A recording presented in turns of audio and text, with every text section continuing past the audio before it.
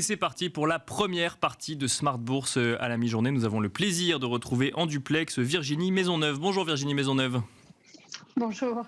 Merci de nous accompagner à la mi-journée dans Smart Bourse. Vous êtes directrice monde des investissements en actions chez Alliance JI. Nous allons commenter avec vous la situation en Chine. On voit de nombreux analystes, de nombreux économistes revoir à la baisse leurs prévisions de croissance pour l'économie chinoise en 2023. Quelle est votre analyse? Quels sont vos scénarios pour cette économie chinoise dont on entend un certain nombre de commentateurs attendre plus peut-être de mesures de relance de la part du gouvernement chinois ou de la Banque centrale chinoise? Oui, merci. En effet, on voit des révisions à la baisse qui sont un petit peu surprenantes dans la mesure où le gouvernement nous avait donné une prévision de croissance de 5, peut-être jusqu'à 5,5, mais on avait en effet des attentes plus élevées à 6. Donc on revient, ces révisions nous mettent dans une perspective beaucoup plus réaliste. L'économie chinoise, après la réouverture, si vous voulez, s'est affaiblie ou manque un petit peu d'entrain. On a eu bien entendu une poussée de demande pour les services, mais maintenant, que va-t-il se passer? Et en fait, ce qu'il faut voir, c'est que moi j'appelle ça bad news is good news dans la mesure où on a deux grandes conférences qui vont prendre place cette année. La 6e conférence nationale de la finance et la 3e session plénière du 20e congrès national chinois qui sera un petit peu plus tard dans l'année. Et nous nous attendons durant ces conférences à des mesures de soutien plus structurelles et administratives.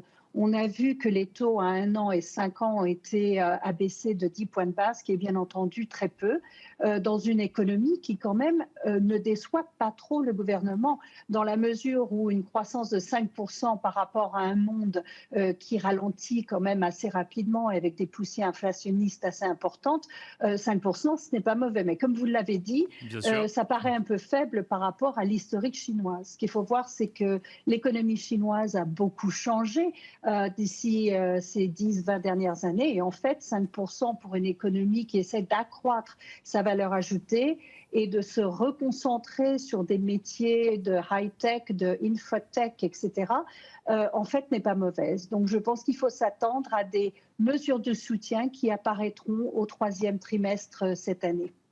Il faut donc s'attendre à de nouvelles mesures de soutien. Alors effectivement, il y a deux camps. Il y a ceux qui pensent que le gouvernement ou la Banque centrale chinoise n'en fera pas plus, en lien notamment peut-être avec le spectre de ce qu'on a connu sur le secteur immobilier en Chine, et d'autres qui pensent qu'il faut s'attendre à un plan de relance peut-être plus conséquent. C'est votre scénario, Virginie Maisonneuve? En fait, c'est un plan qui doit être mesuré. Il faut remettre la confiance dans les ménages. Et bien entendu, cette confiance est influencée par le marché immobilier. Mais il n'y a aucune ambition du gouvernement à vouloir relancer des pressions à la hausse dans le marché immobilier très fortes, mais plutôt stabiliser pour rendre cette confiance. On a aussi une tendance de trending down au niveau de la consommation.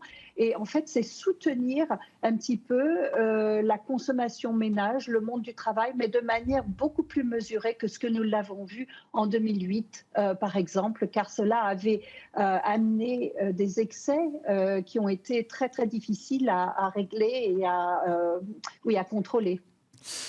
Ça veut dire que globalement, l'économie chinoise est en phase avec les attentes du gouvernement et qu'il ne faut pas y voir une erreur aujourd'hui ou une erreur dans un scénario. Non, je ne pense pas. En fait, il faut encore une fois écouter ce qui nous a été donné au niveau tendance, au niveau innovation, au niveau technologique, au niveau biotech, au niveau healthcare, au niveau prospérité commune, etc., qui sont des grands thèmes qui sont là depuis des années. Alors bien entendu, qu'est-ce que ça veut dire pour l'économie mondiale? Une Chine qui est beaucoup plus grande, mais qui s'accroît à un rythme plus mesuré, qui reste quand même très importante pour l'économie globale, mais bien entendu qui est acyclique, c'est-à-dire qu'on a des taux qui baissent, on a des mesures de relance en Chine où on va les avoir par rapport à un monde qui essaye de contrôler cette inflation et qui est en ralentissement. En fait, c'est un effet contraire qui va nous aider d'une certaine manière à passer 2023 et peut-être aussi 2024. Et alors justement, sur le contexte économique global, Virginie Maisonneuve, quels sont vos scénarios? Sont-ils en phase avec ce que vous avez entendu la semaine dernière de la part de la Fed, mais aussi de la BCE? Oui, alors en effet, nous nous attendons à ce que les taux, nous n'étions jamais dans le camp qui s'attendait à des coupes de taux très rapides. Nous pensons que higher for longer, en fait, c'est vraiment le scénario. Il faut déraciner cette inflation, particulièrement cette inflation de base. Et bien entendu la pression salariale. Ça, c'est très très important dans la mesure où les pays développés ont une grande partie de leur économie qui est liée à l'économie tertiaire en fait, et où l'impact des salaires est très très important. Donc, je pense qu'on a vu le Fed avec une pause à court terme, très probable qu'on ait une hausse au mois de juillet. On a entendu la BCE et bien entendu les taux d'inflation anglais que nous avons eu ce matin, particulièrement les taux de base, sont très importants. Alors par contre, la grande question, c'est à quel moment est-ce que le resserrement des politiques monétaires qu'on a vues ces 12 plus derniers mois vont avoir un impact? Et la deuxième grande question, c'est quel va être cet impact? Bien sûr. Un impact de ralentissement, un impact de récession. Et en fait, les banques centrales en ce moment sont en train d'essayer de juger avec des pauses, mais dans le cadre de la Banque d'Angleterre, il va nous falloir un petit peu plus de temps.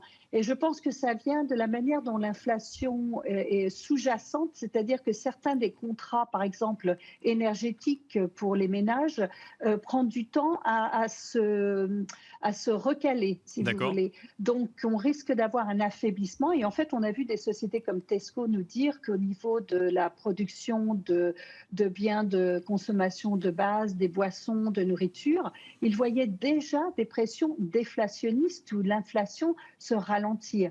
Mais le temps que cela se mette dans les chiffres d'inflation globale, nous aurons encore des resserrements monétaires et une hausse des taux jusqu'à ce que l'économie vraiment prenne ça de manière plus globale. Donc on s'approche du plateau, notamment vis-à-vis de la réserve fédérale américaine, mais nous n'y sommes pas encore. Si on regarde les perspectives de croissance pour l'économie américaine de la Fed, on voit aussi que le spectre récessif, donc le scénario où un soft landing serait écarté, s'éloigne et la Fed a l'air de remettre en scénario numéro 1, effectivement, un soft landing. Est-ce que ça correspond à vos attentes également ? Oui, alors si on regarde aux États-Unis, on a des indicateurs quand même comme the Loan Officer Survey qui nous donnait des indications au niveau des prêts bancaires ou l'intention des prêts bancaires qui étaient négatifs depuis pas mal de temps, comme la Monetary Supply Growth. Et là, on voit vraiment que les emprunts sont en baisse très, très forte.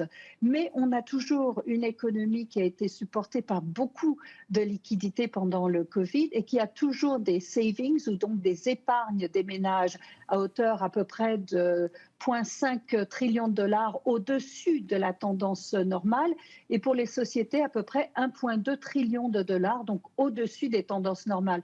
Ce qui fait qu'on a une espèce d'effet de coussin qui affaiblit en fait ou qui met peut-être plus de temps à ce que la politique monétaire soit ressentie, donc plutôt un soft landing. Dans ce contexte, Virginie Maisonneuve, quelles sont les questions que l'on se pose en matière d'investissement, en matière d'allocation, en matière de secteur ? Alors, on a bien entendu des marchés qui nous ont donné des performances superbes. On est entre maintenant et le début de l'année à plus de 31% sur le Nasdaq, les marchés européens 17, 18%, etc.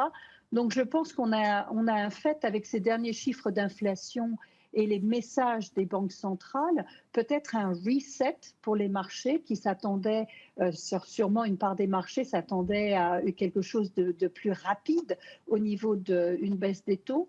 Encore une fois, ce n'était pas notre scénario central. Alors, est-ce qu'on peut avoir de la volatilité? Oui, à mon avis, étant donné la performance des marchés, ce serait normal. Par contre, il faut utiliser cette volatilité pour se positionner sur des grands thèmes à long terme qu'on aime bien, qu'on aime toujours, comme cyber security, artificial intelligence, changement de climat, mitigation, adaptation, etc., pour justement profiter de cette peut-être vulnérabilité à venir. Donc aller chercher des points d'entrée, est-ce que le scénario d'une consolidation sur les marchés américains, comme on l'annonce, on l'anticipe, mais on ne le voit pas encore arriver aujourd'hui, fait partie de vos prévisions pour ce deuxième semestre?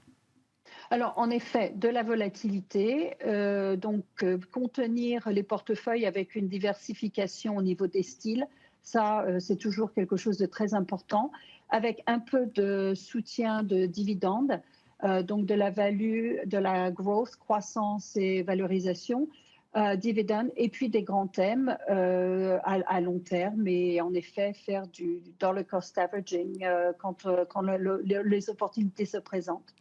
Un mot d'un autre pays. On a commencé avec la Chine. On voit l'indice boursier japonais, le Nikkei, lui performer effectivement depuis plusieurs semaines. Est-ce que c'est le moment du Japon alors que la Banque centrale japonaise reste toujours accommodante, Virginie?